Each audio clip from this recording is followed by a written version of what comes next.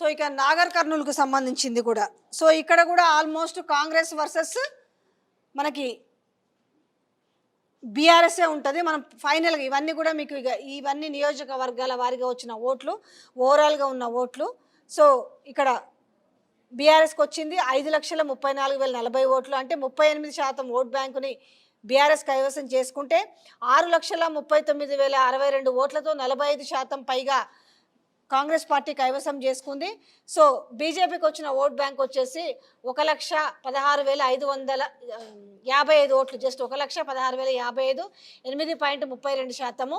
So ఓవరాల్గా ఇక్కడ చూసుకుంటే కూడా బీఎస్పీ, ఐఎఫ్బి, బీఎస్పీ, సో ఇదంతా కలిపితే 1,09,462, 7.8%. సో ఓవరాల్గా చూసుకుంటే ఇక్కడ కూడా ఎవరి మధ్యలో ఉంది? Congress versus BRS. So Nagar Kurnool కూడా ఎవరి మధ్యలో ఉంది? Congress versus BRS. Congress versus BRS, ఇది నాగర్ కర్నూలుకు సంబంధించింది.